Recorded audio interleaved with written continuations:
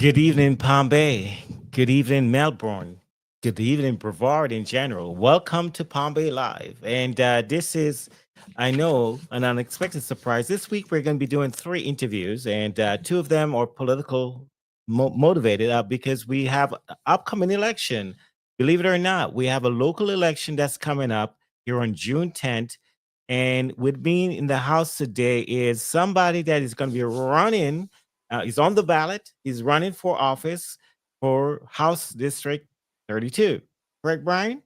Yes, thank you. Thanks for having me. Yes, sir. And so please hit the like button, share it with your neighbors. A lot of folks don't know about this election that's coming up. And it's very important that we get the word out because we want to get folks to the polls, right? We want them to be enthusiastic and go out and vote for either candidate, either with the Republican or the Democratic candidate. I will be interviewing the Democratic candidate on Saturday morning.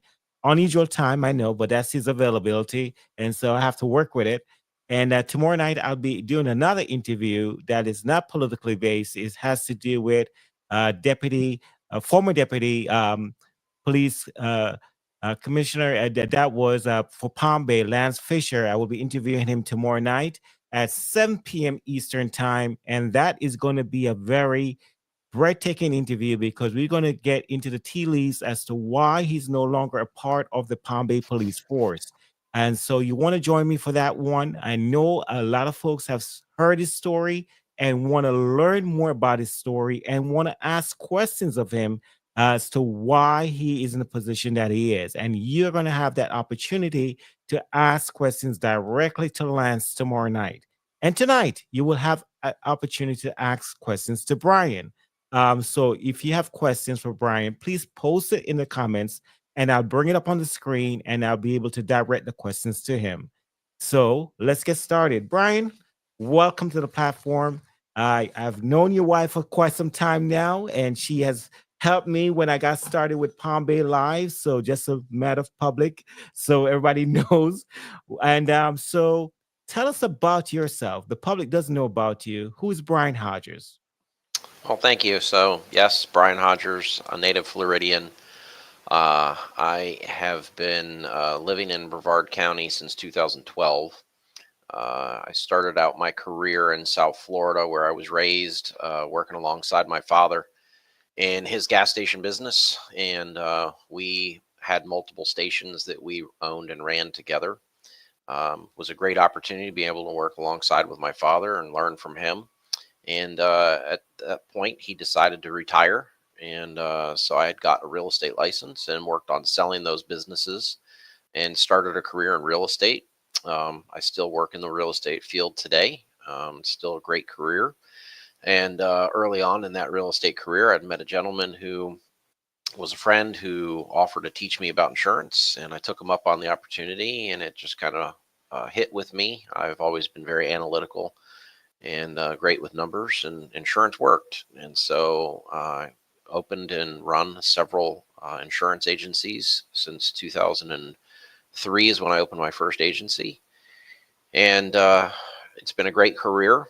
And along the way, I've gotten involved with Chamber of Commerce, as well as the Florida Realtors and the Florida Association of Insurance Agents in terms of their government affairs, and learning about the issues that kind of plague my industries, if you will.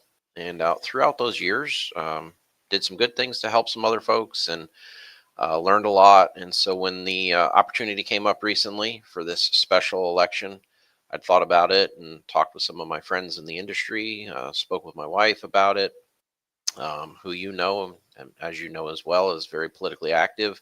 Her and I both have been members of the local Republican Party for many years, working for other campaigns and helping other people get elected. And it just seemed like it was the right time and the right fit, and kind of more so due to the issues that are plaguing the state of Florida, mostly in the realm of insurance. We've had an insurance crisis going on for quite a few years here now. And so when I learned that there was nobody currently serving in the Florida legislature, or I should say Florida House, that has an insurance background, I thought, well, this is a great opportunity for me to maybe do some good. So here we are. We got into this race, ran through the primary, which was a pretty competitive primary, and we won that race. And now we're working towards the June 10th election, and hopefully that'll go our way as well. And then we can get to work and start doing some good things. Awesome. Thank you. Thank you for making that introduction to the public. And public, remember, if you have questions for Brian, I do have several questions for him, and you can place them in the comments, and I'll bring them on the screen. You're in the insurance field, Brian, and so the first question has to do with insurance. Believe Of it or course not, it does. that's the very first question. So, rising insurance rates are a significant burden for Brevard homeowners, and you have highlighted your insurance expertise as a key qualification. What specific policy reform would you advocate for in Tallahassee to reduce costs for homeowners? So I wish it was as simple as what reform could we make. It's going to take a multitude of reforms. It's going to take a lot of different ideas and a lot of people working together to come up with some opportunities. But there's first and foremost competition. We need to get competition into the state of Florida, new carriers coming in, new capital coming in. If we don't have competition, it gives the opportunity to those carriers that are here to continue to raise those rates. So competition being item number one, reinsurance. This is an area that very few people in the public are even aware of, that your insurance policy that you are buying, it's backstopped by a reinsurance company, some large entity like a Lloyd's of London or a Berkshire Hathaway, and many others that invest into these insurance carriers that are here in the state. And those reinsurance policies are directly driven by events not only here locally in Florida, but they're impacted by the wildfires in LA or earthquakes in other countries. So when they're doing reinsurance on a global basis, these claims that they have to pay out will come back to impact and affect those rates here in Florida. So we need to provide an opportunity for those reinsurance companies to have a safe environment to work in. And part of the problem where we've seen our rising insurance costs is due to reinsurance and the unfavorable legal climate that we saw for quite a number of years, with everybody working on, these billboards of, hey, we can get you a free roof, and other water related fraudulent claims, things like that were going on. There have been some reforms that have stepped in and is showing some great signs of fruit. We are seeing in certain areas of the state of Florida some stabilization in the home insurance market. We are unfortunately not seeing that on the west coast of Florida, where we've had multiple hurricanes hit over the last couple of years. But here on the East Coast, we've been a lot luckier. And so, yeah, I've got clients in several parts of the East Coast that have seen some reductions in their rate, or in most cases, some stabilization. And yeah, we're still seeing some increases. There's a whole onslaught of court cases that were filed when that tort reform was passed back in early 2023. Something to the tune of 135,000 lawsuits were filed in 1 week, just so that they could get those lawsuits in line, because they knew the laws were changing. So until those lawsuits flush through the system, these insurance companies still have that dangling over their heads. So it's kind of hard for them to lower rates until this happens. So again, there's just going to be a multitude of things that we can work on, but more competition in the state. We need to work with the Department of Insurance to get carriers that do want to come into the state, to get them fast tracked. We need to get them in here and get them working as quickly as possible, instead of that lag time that it takes for a carrier that wants to enter the market. In many cases, I'm hearing anywhere from 1 to 2 years to be able to open up an insurance company. That certainly slows down the process to the point where some carriers just say, hey, you know what, it's not worth probably coming into the state of Florida. Got you. Got you. So now, with that said, let's move on to the hurricane preparedness. Mhm. For the 2024 hurricane season, underscored the vulnerability of coastal communities like Brevard. What legislative actions would you support to enhance infrastructure, resilience, or stabilize the insurance markets to better prepare District 32 for future storms? So, first and foremost, if you're not taking care of your home in the sense of hardening it with either impact rated windows or hurricane shutters, that's the number one thing that you can do. It is not cheap. I hear from clients anywhere from $20,000, $30,000 to replace windows with impact windows.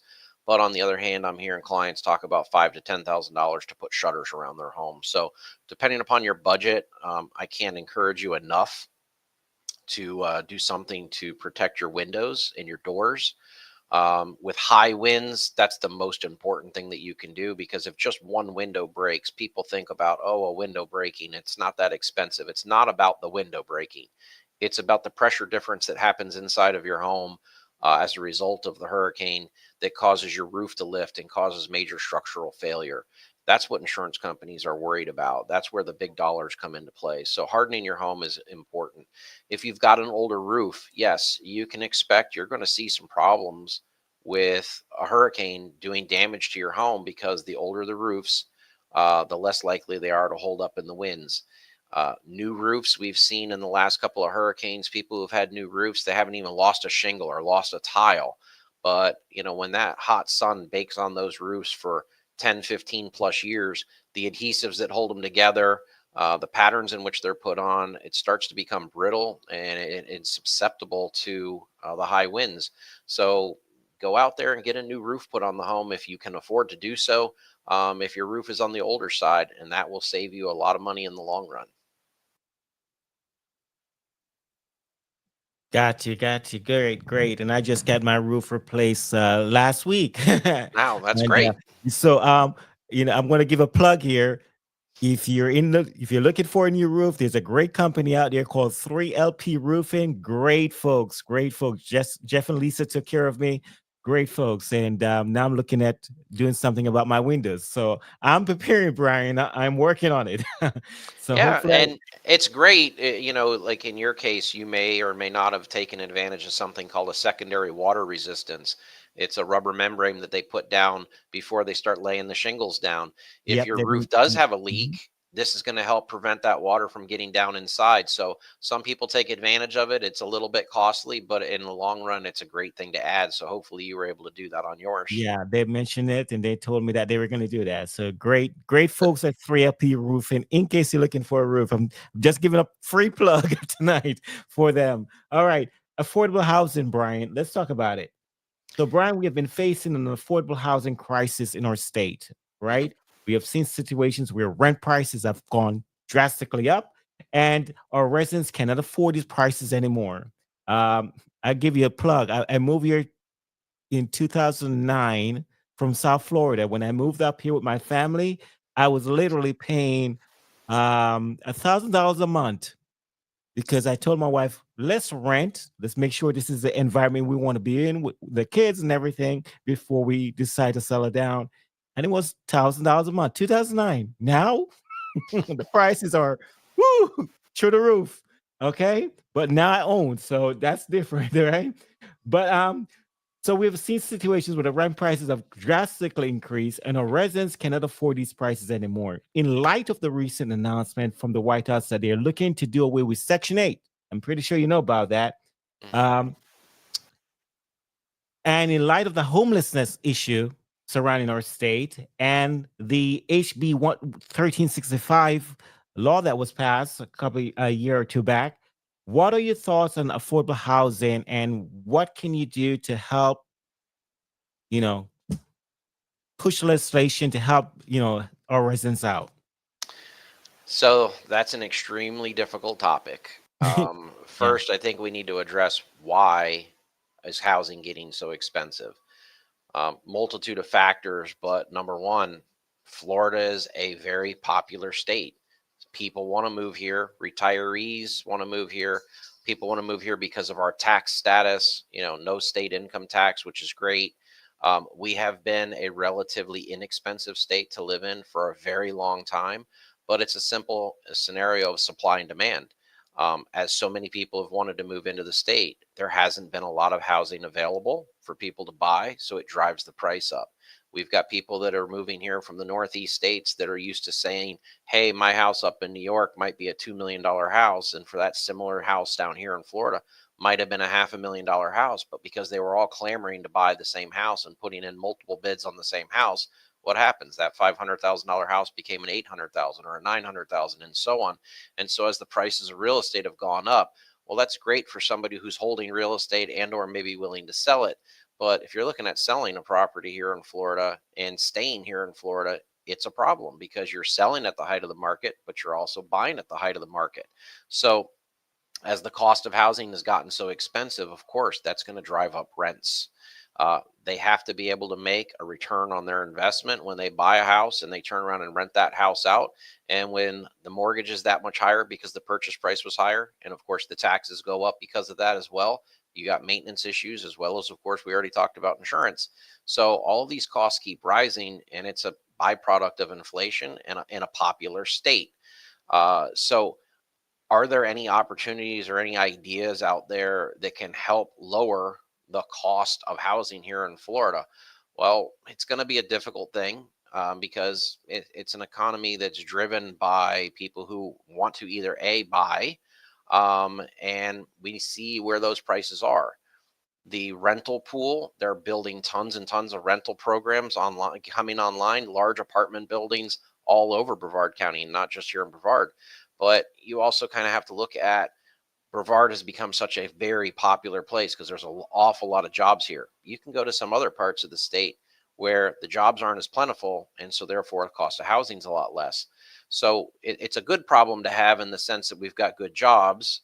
It's a bad problem because it is becoming very unaffordable for most people, and we hear all day long in my office people that are saying, "Hey, I can't afford it here in Florida anymore. I'm selling and I'm moving to another state. Cancel my policy."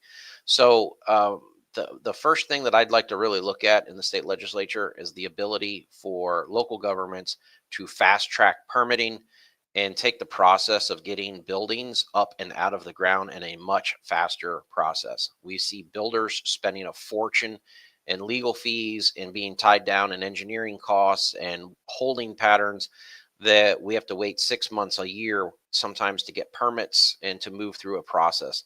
If we could fast track that, that's going to reduce the cost that the builders are incurring that they can then therefore pass on to their consumers.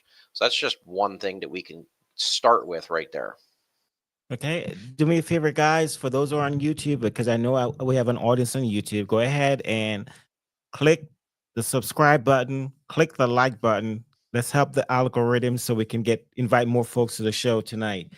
Property taxes, Brian. Our residents are grappling with increased property taxes. Our governor is put it out there. He's made a comment that he wants to eliminate property taxes. Are you in favor of this? And then what ideas would you bring to the table to help fund the other things that we would need to fund if property taxes go away, right? I mean, the communities, they need to fund police, fire, all these other things, schools for Board of Education in the different counties. How would we fund these things if property taxes go away? Yeah, What that's a tough one because, look, you have to have revenue, you have to be able to fund all the programs. And hey, I've got two properties myself that I pay property taxes on, and I would love to not have to pay property tax, but it's, in my opinion, not realistic. If the governor has a way to make this happen, I'm all for hearing about it. I am in favor more so of a measured property tax reduction. I think it's a little bit of a slippery slope to say that we could get rid of property taxes altogether, because what happens if we were to achieve that and we now, a year, two, three down the road, see a slowing economy if that were to happen? Or we find out the hard way that, hey, we don't have the services we thought we had. We need to bring taxes back. It's always hard to bring taxes back after you've cut them. So I'm not in favor of going straight to eliminating property taxes. If we could bring it in a measured format, bring it down, maybe increasing the homestead exemption. We currently have $50,000 in homestead exemption. Do we look at maybe adding another 25,000 to that, or maybe just doing 10,000 to where we get some measured relief, but keep going year after year? If we did 10,000 this year, maybe we look at doing another 10,000 next year. If we've seen the data that it's improved, well, hey, maybe we take another bigger bite at the apple at that point. Maybe we go to another 20,000 at that point. But increasing the homestead exemption would be great. There's other things out there that people don't look at and realize that's important, and that's the business rent tax. Most people who own a business in Florida don't own their building, they rent, and they're paying sales tax on that business lease that they have, and it adds up thousands of dollars a year. I'm one of those people. I lease both of my offices where I run my businesses, and we're paying sales tax on that. It'd be amazing to most people that don't even know this. We are the only state in the country that has this. Now, granted, under our current governor DeSantis, he has lowered that during his tenure all the way down to 2%. We still have some room to go on that. It'd be great if we could get rid of that business rent tax from 2% down to zero. Well, what does that accomplish for the people? Well, as a consumer, first of all, a lot of businesses are in a position to pass along their savings to consumers by not raising their prices even more than they already are. It also gives businesses the opportunity to say, hey, at the end of the year, I've got a little bit more money left over from my profit. I can turn around and I can hire another person, or I can expand my business. So I think that would be a great opportunity in terms of tax, where property tax falls right in line with business rent tax because it's about properties. It just happens to be commercial properties. I also hear from a lot of my senior clientele that talk about, well, God, my taxes are so high, and look at how much money we're paying for the schools through our property taxes, but yet I'm 80 years old. I don't have kids in the public schools. I know that there's a lot of states out there that once they hit a certain age, most commonly for those states, it's around 70. If you're 70 or above, you don't have to pay on your property tax for the school portion. Still have to pay property tax, but just not on the school portion. So there's opportunities out there where we can do some smaller measured cuts that I think would be beneficial in the short term, but gives us that ability to prevent that slippery slope of, hey, a year or two down the road, we now have to come back and raise taxes again. So let me. This wasn't part of my question. Let me just put this out here because I hear you mention about the 70-year-old man and all that good stuff. So my open question is, do we really own our home after we pay off our mortgage? Of course Because not. we don't, right? No. And is that fair to the residents of the different communities where they live? I mean, because God forbid you have a 70-year-old man and he probably run out of social security, whatever life happens, right? Things happen. And something happened where he now cannot pay that property tax. Now they put a lien on his house. And that 70-year-old man who's retired, pay off his house, his residence, is left without a home. He's homeless. Is that fair? I mean, as what do you think about that situation, Brian? What Oh, would you it happens all the time. Um, no, you never truly own your home because as long as you have to pay taxes on it, you're still answering to somebody. And like you said, if they fail to pay the taxes, they can put that lien against them and they can foreclose and take the property away from them. Now, in most cases, if you have somebody that owns a home free and clear and all they have to do is pay their property taxes and they got into that kind of financial trouble, they should have the wherewithal to be able to sell that property, take that large sum of money that's in that value of the home, and right now, I mean, good, the average home is in the Brian, 300,000 range. let me do a follow-up on that. But Brian, that's my home. My wife's live here. My kids went through this house. Why do I have to sell it? You know that's what's gonna happen, right? And that's Oh gonna be the yeah, thought process of that 70-year-old person, yeah. you know? Well, your heart would go out to them, of course, but the current way the laws are written, if you don't pay your taxes, yeah, the government is going to come and take your property away from you. The good part was if it's not a house that you owe a mortgage on and you've got $300,000 in equity, yes, you can sell it and you can go rent. Now, homeowners don't want to turn around and go backwards in life. They don't want to go from owning to renting, but sometimes, we hit hard times. It's the unfortunate fact. I would love to get rid of property taxes just for that very reason, but we have to figure out where do we move that revenue from. I mean, it's kind of like squeezing a ball. Right. If you squeeze that ball and you got rid of the property taxes in the middle, it's going to pop out both sides in your hand, and you're going to have to go add more sales tax, or you're going to have to go add more tax to, whether it would be higher fuel taxes, it'd be higher tourism taxes. Well, if you jack up the tourism taxes, what's going to happen? People are going to say, hey, we don't want to come to Disneyland.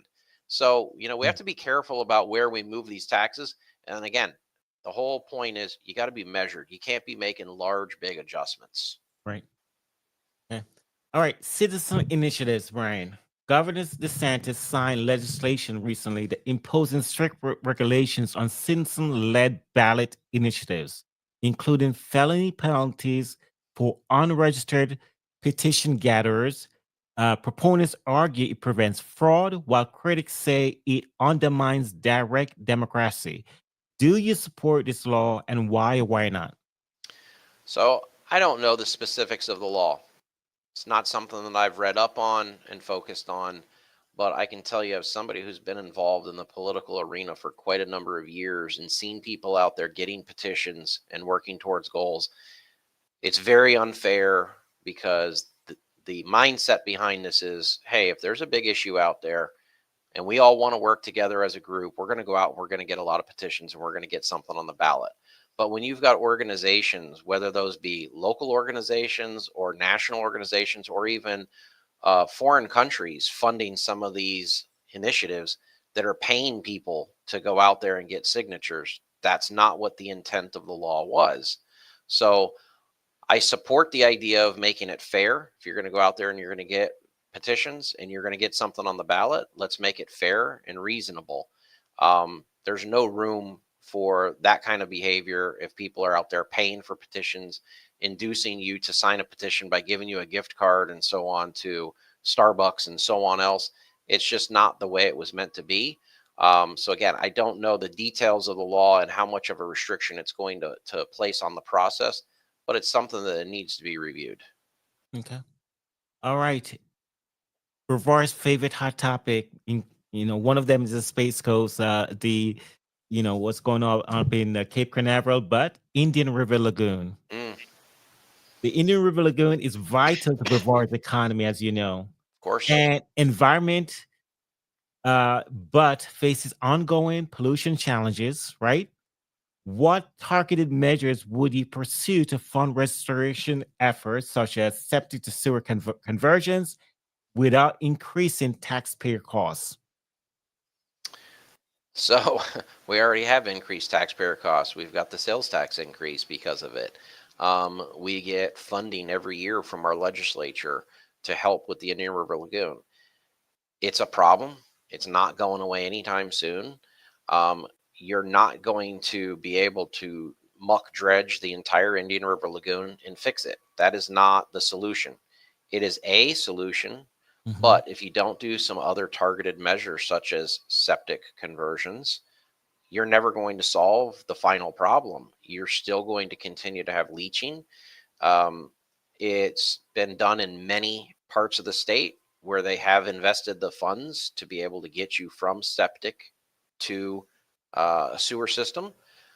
It does come at a cost. And a lot of people are worried that, oh my God, they're going to come in here any day now and say, I got to remove my septic tank and I got to hook up to a sewer and it's going to cost me 20 grand or 25 grand. Well, that's certainly not happening. They're not going to come in and hand you a big fat bill and say, here you go.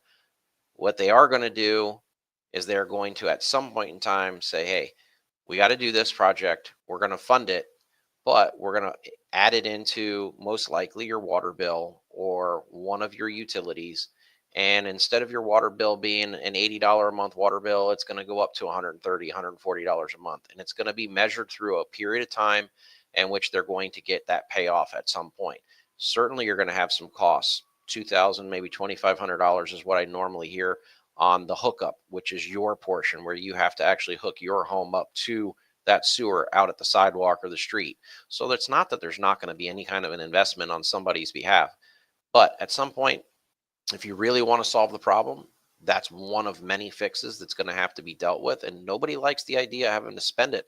But I would also caution people to go back and look at what do they have to do to their septic tank for maintenance on a yearly basis? How much money are they spending on maintenance? And what happens if their septic tank caves in or has a major malfunction? The cost of replacing a septic tank today is well over $20,000. So sometimes it might be looking at the best alternative is maybe investing a little bit to get onto that sewer system and get away from that septic, but it's going to take some time. Okay. Space Coast economy, reverse aerospace and technology sectors require skilled workforce. What initiatives would you push to expand job training to sustain the Space Coast economy economic competitiveness? As far as young people coming out of high school, what would you do to attract them to stay within Brevard County, give them the skill set they need so they can work in that sector? Well, we have a couple of universities here. We've got several universities all across the state, and we've had for many years this drive to everybody's got to go to college, everybody's got to get a higher education. And you'll find a lot of people that are actually going out there and getting scholarships, which is great. It means that they did great in high school, they got good grades, they got great scores on their SATs, they were able to get some form of a scholarship. But they're going off to a college and they're doing something that, in many cases, never provides them with a career path. Um, I'd like to see our state look at the idea of providing those similar scholarships to people who want to go into the trades. We need to have some of these local colleges and universities looking at the idea of uh, HVAC programs to where they can set up a career path to where you go into a university, do an HVAC career through college, being able to get a scholarship and go into that kind of a program instead of a scholarship to go to a university and just take, some courses that end up going nowhere for you and providing no career. So that'd be a great way to spend some scholarship dollars getting people into the trades. So I Mhm. think that'd be a great avenue. There's plenty of vocational programs out there where people can go out right now and go to any number of organizations and get one of those vocational trades behind them, whether it's plumbing or electrical or whatever, but they're not cheap. And that's the thing that I think that we kind of see people being deterred from it because, hey, I don't have the money to go enroll in one of those programs. So I'd like to see some funding opportunities for that for the people who might not qualify for a scholarship to be able to get into some of those programs. And obviously, kind of just like we have the dual enrollment here locally for somebody who wants to go to, say, Eastern Florida State, while they're in high school. Well, how about do something similar to where they can be dual enrolled and go take an apprenticeship with a plumber and learn a trade like that while they're in high school? And if they're in that kind of a position to where they can get a certificate potentially even before they even graduate high school, just like you can get an AA degree while you're still in high school. If they could get a plumber's degree or electrician's degree, etc., or certificate, I should say, that puts them where they could be 18 years old walking out there and walking into a great job that pays very good money. I think they have several years back when my son was in high school. I think I remember they having healthcare programs that you will enroll that you could at Eastern. I'm not sure that they still have it. If anybody in the comment that's watching knows, you can drop a comment. Let me know. But I know they have that. I don't know what other programs that they partner with the high schools with, as far as to get them dual enroll in that regard. But more apprentices program is really needed in this community. And one of the things that I see when I talk to young people a lot, the challenge is, hey, in the daytime I have to work. And so there's nothing available for me to do at night as far as school wise is concerned. I do want to get into apprenticeship programs, like learn how to be a carpenter, learn how to work in cars, whatever the case may be. But there's no programs in Brevard that facilitate that. So those are some of the things that we probably could look at. I mean, not me, but you as a legislature when you get into that position to see how we can work to mitigate that, to get students more involved and wanting to pursue that, because right now, again, it's trying to make sure we meet not just the daytime students but the folks who probably have to work during the day but is available at night to go to a class, and it's much cheaper that way versus having to go, like you said, pay tens and thousands of dollars somewhere else to learn that trade. So those are some of the things that, just putting it out there, that we can possibly look at in the future.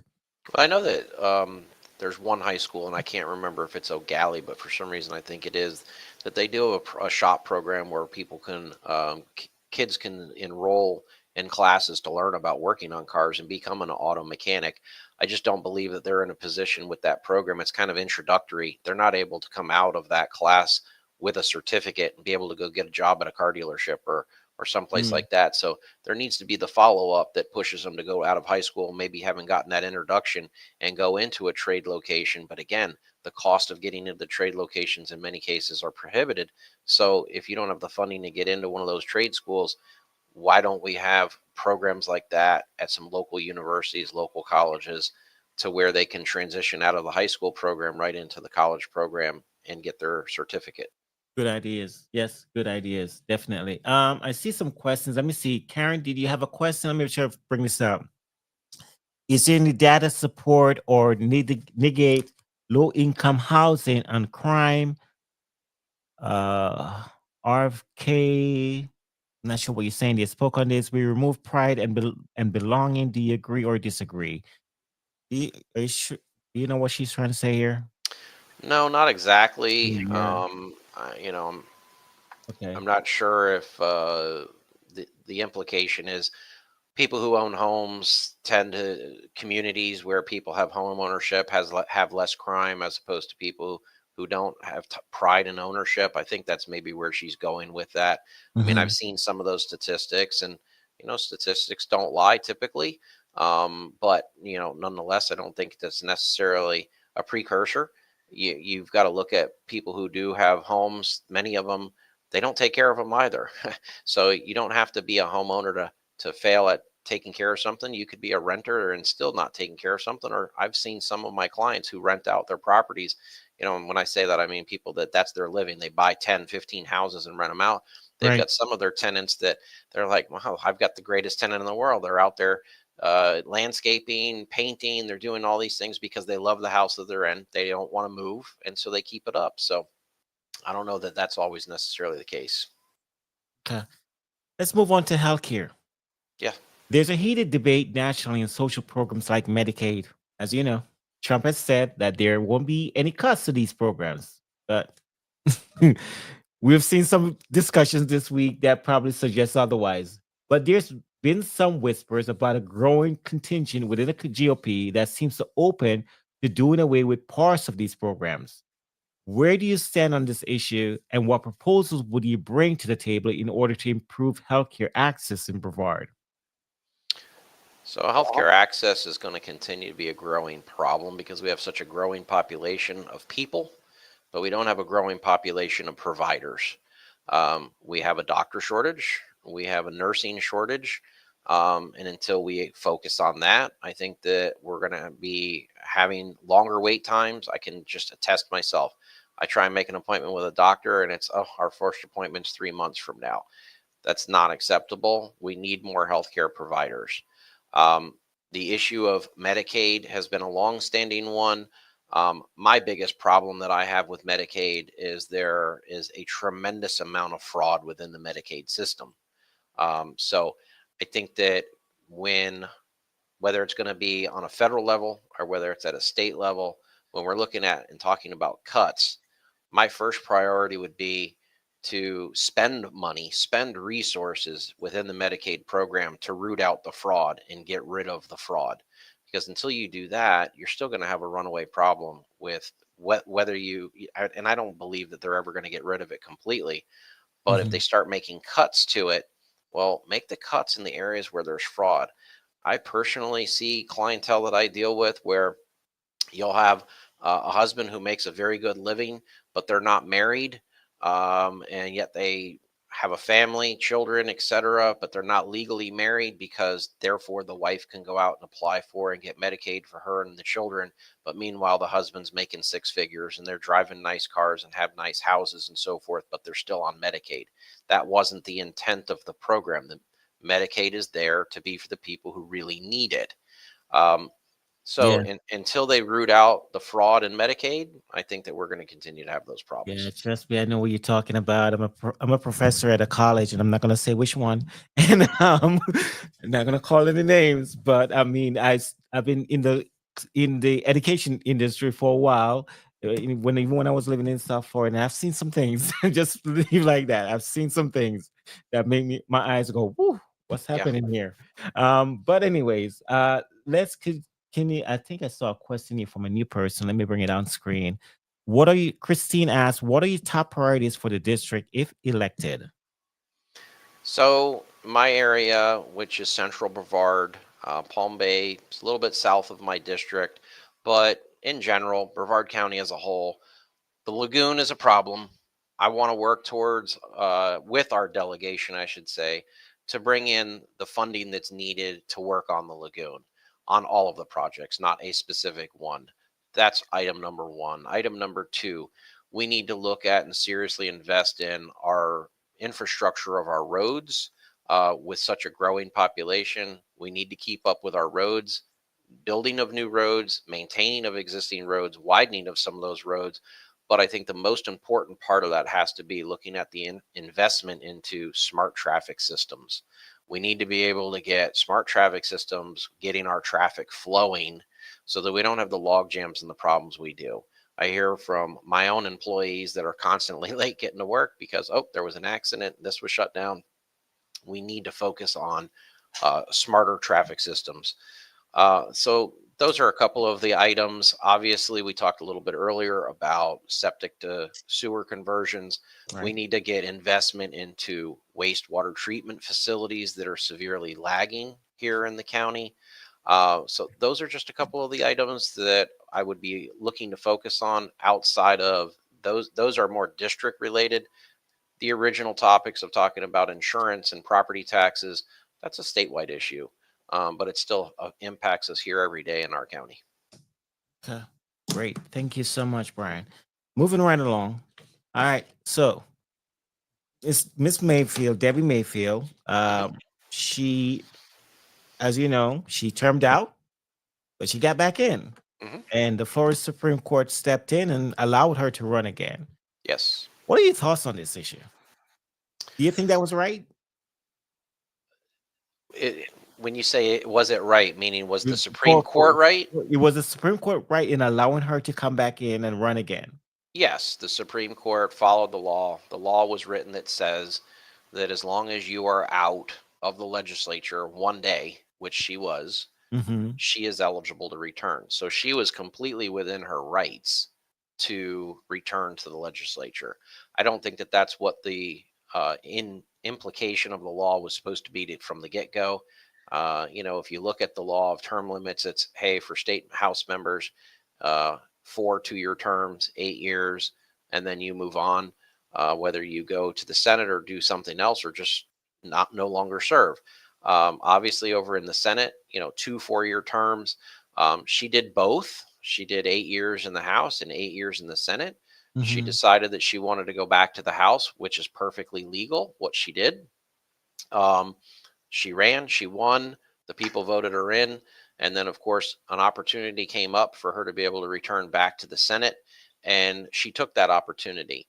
Um, Not necessarily something that most people probably would do, but she was felt impassioned, I guess, to do it. And she made her play. She went, she did it, and she was successful in the primary. But given the opportunity, I think that the laws for term limits need to be reviewed. I know that there was a proposal. I believe it was by Senator Angolia. I don't believe it went anywhere this past session Hmm. to limit it to 8 years total in the House, 8 years total in the Senate, and that's it, period. You can never go back. There are many people around the state of Florida that have served and left for 10, 15 years and have come back. I don't necessarily have a problem with that. But, you know, term limits were imposed for a reason. And I think term limits are great. I think term limits should be on every form of government. Where we sit today, she did nothing illegal. She's totally within her right, and the Supreme Court ruled properly. Beautiful. Thank you for your answer. All right. Immigration. What is your overall stance on the immigration policies that have been taking shape nationally and in Florida and locally? What's your overall stance on that? I mean, I think that the president's doing a great job on this issue. I am in favor of stopping immigration. I'm in favor of them building the wall. I am not against the idea of people who want to immigrate to this country legally. I've got friends, I've got people I do business with that have come to this country from other countries, but they've done it legally. And it's not an easy process. It's a very slow process, but nonetheless, they did it legally. They did it the right way. And they're here. They're now Americans. They're voting. They're paying taxes. They're running businesses. They're employing people. Those are the types of people we want immigrating into the country. If people are immigrating into the country and they're doing it illegally, and on top of it, many of them are doing some bad things, yes, absolutely. We need to stop that. And I'm in favor of what the president has done on that issue. Okay, thank you for your answer. All right, school safety. So earlier, well, I think it was this year or last year, Randy Fine had filed legislation to allow college students to carry guns on campus. And now, recently, we know of the Florida State Mhm. situation that happened. And right, so the bill didn't make it. So this question is in light of that. The bill didn't make it, but in light of the recent school shooting at Florida State University, what proposals, if any, comes to mind that you would bring forward to the table to encourage student safety on campus? So you're never going to be able to get enough police officers to cover enough area to give everybody 100% security and protection. My brother is a school resource officer in South Florida. He knew some of the people who worked in Parkland and knew quite a bit of the details from that event. There's been other school shootings and so forth. You can't have 20 police officers protecting a school. It's just not feasible. One police officer protecting a school is certainly, in most cases, not enough, especially a university the size of Florida State. It's tragic when these types of things happen, obviously, but I am in favor of everybody who wants to rightfully carry a gun be able to protect themselves. And in many cases, we've seen the stories of, a good guy carrying a gun can take out a bad guy carrying a gun. So I personally carry. Most of my friends, many of my friends carry. And I personally would feel much safer when going to any kind of a venue or events and so forth, where people should be able to carry to protect themselves and their loved ones. A lot of people, they don't feel the same way that I do on this issue, but it gives me great safety in knowing that I'd be able to protect my family if that kind of an issue were to arise. Yeah. Let's talk about the budget. The 2025 legislative session was a crazy ride. I tried to follow it as much as possible because I know I was going to be interviewing you guys. With lawmakers extended the session to June 6th because the House and Senate couldn't agree on a budget. As a House candidate for District 32, Brian, with a business background, what's your take on how this budget standstill ended, and what specific strategies would you bring to Tallahassee to ensure our community gets the funding it needs for critical services like education, infrastructure without bloating spending? So this is actually a debate between three people: your governor, Hmm. your House, and your Senate. And I think that it's a very fortunate debate that we're having. We've got many states that are literally bankrupt.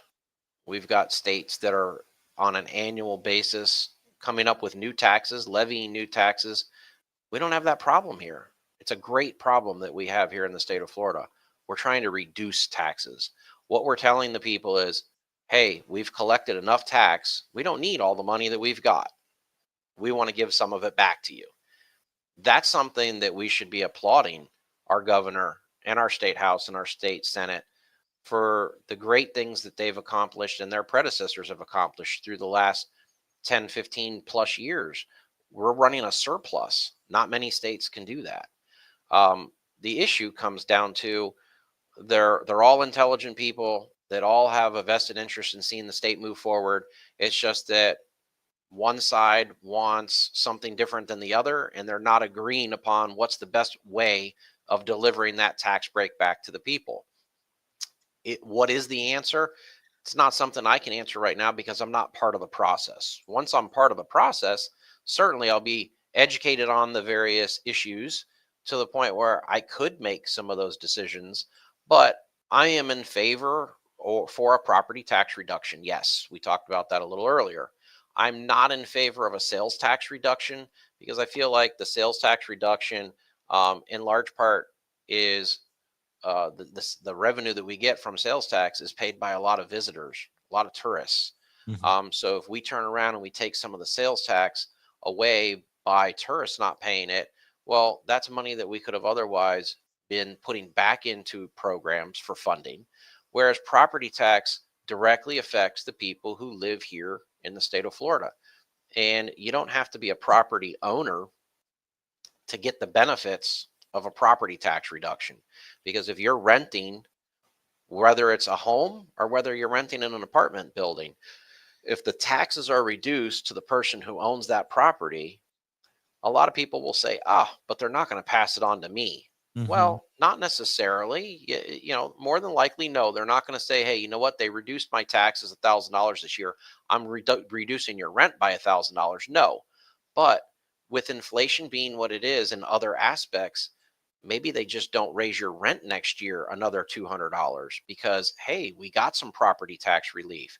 So it's not quite as simple as, oh, well, the property owner got this reduction, so they should be mandated to give it back to their renters. But property tax reduction, I think, should be the area that we focus on. It's about how do we do it. I'm again not opposed to the sales tax reduction, like I mentioned earlier.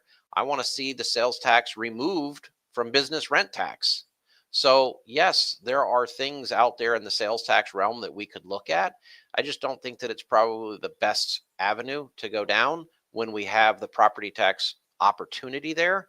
But I wouldn't rule it out if you can make a better case for the sales tax reduction over property tax reduction and it makes sense. I'm all ears for listening to it. Okay. All right. Well, here's another controversial question for you, and it has to do with the fluoride ban. Um, the 2025 sessions stirred up a lot of debate. The passage of SB 700 banning fluoride in public water systems, with Democrats warning it could hurt Florida families without dental care access.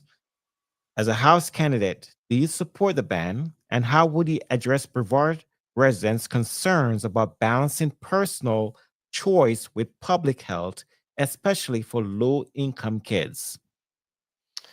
So, this is not an area that I am an expertise on. And in my household, I focus on finances. I'm the business person in my household. My wife is the medical person in our household. So, this is definitely more up her alley. But, I grew up here in the state of Florida with fluoride in my water. Um, I don't personally know the details of the studies that say that fluoride is bad. Um, I know that it does good things for all of our dental issues. However, they're claiming some other issues have been proven by fluoride. I don't know those details, so I can't comment on that. Um, the only thing that I can say is that I do realize I've heard a lot of reports about there are some cities or counties that haven't been properly maintaining the fluoride program, and they've not been actually putting the fluoride in, even though they were supposed to be. So Mhm. sometimes, it's not as simple as just whether we should or shouldn't have it. The good thing is, if you really want to have fluoride, it's something that you can buy yourself and you can use yourself. But no, it's not going to be in your everyday drinking water. So, I again, because I don't have enough knowledge and I wasn't there during the process to be able to read the bills and be part of the debate, it's hard for me to pass judgment on what they did or didn't do. So it's something that I'd like to learn a little bit more about. Okay, let's talk about state park protections. Lot of there was a lot of talk earlier uh, this year about the state parks. So there was a particular park in question where they wanted a golf course, right? You heard about that issue? Hmm. Okay. So there was a public outcry over a plan for a golf course and hotels in Florida state parks and in the 2025 session passed HB 209 to ban such developments, protecting natural spaces like those near Brevard that draw tourists and local alike. What do you think about this bill, and how would you help support our district tourism economy and environmental priorities? And what other measures would you back to preserve District 32's natural attraction while fostering growth? So I think this one's pretty simple. I support the bill. I do not like the idea of being able to take state parks and turn them into golf courses or any other item. Um, it's just simple. There's nothing else to expand on that issue. There's plenty of land out there. If a developer wants to develop, whether it be housing projects or uh, eh, shopping centers, whatever, there's plenty of land for that to happen on. We don't need to be taking parks away to do so. Pretty simple. Okay. Uh, I had a long-winded question, but I'm gonna some this next question I have has to do with the school cell phone ban. Do you support it? Absolutely. I don't think kids should have cell phones in school. All right. Um, let's take a question from the audience, and then we're gonna wrap it up. I see. How do you feel about engaging with the public? If we disagree, will you uh, block people on social media? So, no, I would not block people on social media. However, I'm not a big social media person myself. I occasionally do post pictures of my kids for some of my relatives to see that don't live in the area and so forth. But I'm not a big social media person, so you won't find me on there having conversations about political ideas. But no, I think it's ridiculous to be blocking people. So there's You my won't be answer. doing that. No. Oh, all right, beautiful. All right, Brian. I want to give you the floor to invite the public out to vote for you on June 10th, right? Yes, June 10th. And so wrap it up. Invite them and give your best shot. Give it your best shot. So and let them know who you are. Remind them for those who are just chiming in who you are and why you're running for this seat and why it's important. It is important to vote for you. So I'll give you the floor, sir. Yeah. Well, thank you, Kevin, for inviting me on. I realize that most of your listeners are probably not here in my district, although we're just a little bit to your north. But what we do in the state house impacts everybody in the state of Florida, not just here in Brevard County and not just in my district. So, for all of those people who are listening, if you're not in my district and you're in Palm Bay, if you have questions, you have concerns, certainly reach out. I serve the people, once I'm elected, not serving just a specific district. You also probably have friends that live in my district. So please, if you like what you hear, encourage them to get out and vote. A lot of people are not aware that this election is happening because it's not your typical November election. So voter turnout's probably going to be pretty low, like it was in the primary. So, I would encourage, regardless of which side you're focused on, get them out to vote because your vote counts and it matters. Um, we started out the show talking about my past. I've been self employed pretty much my entire life. I've had to work hard towards balancing budgets, managing employees, dealing with the trials and tribulations that come along with signing the front of a paycheck instead of just the back of a paycheck.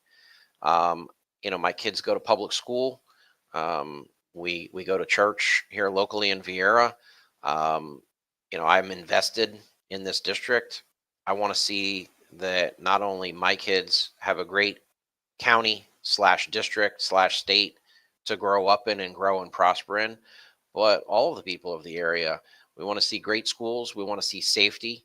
We want to see our infrastructure taken care of, which I think is one of our biggest and most important needs at this point, specifically due to our unprecedented growth. And, at the same time, we've got issues that will face us from hurricanes or any of the weather issues, but most specifically, hurricanes that cause financial burdens for us as homeowners. The fact that our insurance rates have skyrocketed over the last 6 years, We saw roughly 18 insurance companies go out of business in a span of a couple of years. We're slowly getting some of those companies back. We need to get more back. We need more competition. We need to focus on some of the positives as well. Yes, our real estate values have gone up. That is great. We all like that when we go to sell our house, but it doesn't really do us a whole lot of good unless we're selling that house at that high profit and moving to another state. So we have to be kind of careful as to what we ask for sometimes, because associated with those high price of houses comes high price of maintenance of those houses in the form of your higher taxes as well as your higher insurance rates. So my focus will be first and foremost to help educate the members of the state house about how the insurance world is working behind the scenes, because it's a very difficult and intricate process. And if we can work together and put some collective judgment together to bring some measures to the table that are going to help lower the cost, that's my goal. All day every day my clients call me and they're upset about their prices going up. We shop for them, we negotiate, we measure out, hey, if we reduce this portion of your policy over here and reduce your premium, is that something that you can live with because you're giving up some form of coverage to get that lower price? There's no free lunch in anything, certainly not in insurance. So if you don't have proper coverage and something bad happens, well, yeah, you're going to be bankrupt. You're going to be without a house. So, we need to focus on my goal. If I'm trying to lower my customers' insurance prices every day, I want to lower them for the entire state of Florida.